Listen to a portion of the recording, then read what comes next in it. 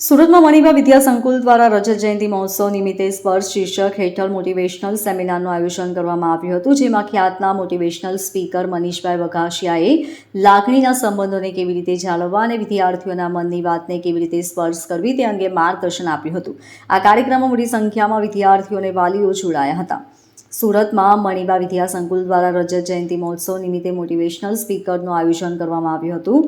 સ્પર્શ શીર્ષક હેઠળ આ મોટિવેશનલ સેમિનારનું આયોજન કરવામાં આવ્યું હતું, જેમાં જીવન જ્યોત એજ્યુકેશન એન્ડ વેલફેર ટ્રસ્ટ સંચાલિત મણિબા વિદ્યા સંકુલ, સ્વ સુરેશ વિદ્યા મંદિર માધ્યમિક અને ઉચ્ચતર માધ્યમિક શાળા અને મણિબા ઇંગ્લિશ એકેડેમીના વિદ્યાર્થીઓ જોડાયા હતા। મોટિવેશનલ સ્પીકર મનીષભાઈ વઘાસિયાએ વિદ્યાર્થીઓને તમામ વિષયો પર માર્ગદર્શન આપ્યું હતું। ડિજિટલ યુગમાં માણસ લાગણીહીન બનતો જાય છે, ત્યારે વિદ્યાર્થીઓને શાળામાંથી શિક્ષણની સાથે સંસ્કાર અને સંવેદનાઓ કેળવી પરિવાર, સમાજ અને રાષ્ટ્રમાં સ્નેહ અને લાગણીનું વાતાવરણ જાળવી રાખવા અંગે માર્ગદર્શન આપ્યું હતું। આ સાથે માતા પિતા અને મિત્રો સાથે સુમેળભર્યા સંબંધો સ્થાપિત થાય તે અંગે માર્ગદર્શન આપ્યું હતું। આ મોટિવેશનલ સેમિનારમાં શાળાના વિદ્યાર્થીઓ દ્વારા સાંસ્કૃતિક કાર્યક્રમનું પણ આયોજન કરવામાં આવ્યું હતું। આ કાર્યક્રમમાં મોટી સંખ્યામાં શાળાના વિદ્યાર્થીઓ સાથે વાલીઓ પણ જોડાયા હતા। આ અંગે શાળાના આચાર્ય નિતેશભાઈ રાજ્યગુરુએ જણાવ્યું હતું કે અમારી શાળાના ટોટલ 25 વર્ષ પૂર્ણ થયા છે।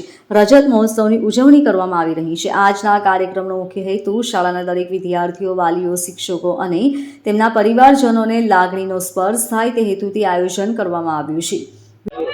નિતેશભાઈ રાજ્યગુરુ, આચાર્ય શ્રી મણિબા વિદ્યા સંકુલ, લેટ સુરેશ માધ્યમિક શાળા, આજ રોજ અમારી શાળાને એટલે કે જીવન જ્યોત એજ્યુકેશન વેલફેર ટ્રસ્ટને ટોટલ 25 વર્ષ પૂર્ણ થયા છે, એટલે રજત મહોત્સવ મનાવી રહ્યા છે।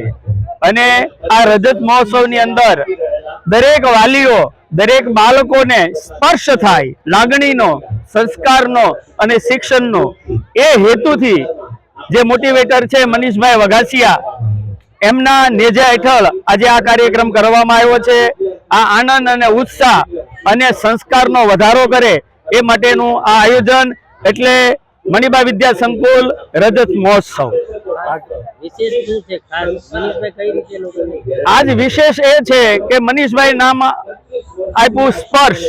સ્પર્શ એટલે કેનો કે બાળકોનો, વાલી માતાઓને જે સ્પર્શ થાય એ સંસ્કાર અને શિક્ષણનો સંવેદના હોવી જોઈએ માતા પિતા તરફી અને સ્કૂલ તરફી। બાળક ફક્ત ભણે એવું નહીં પણ ગણેલો પણ હોવો જોઈએ, એ માટેનો આ કાર્યક્રમ છે સ્પર્શ। આજે શું વિશેષ છે કાર્યક્રમમાં, કેવા કૃતિઓને રજૂ?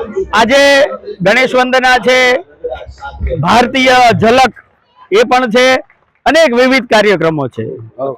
Bureau report, LK star news, Surat.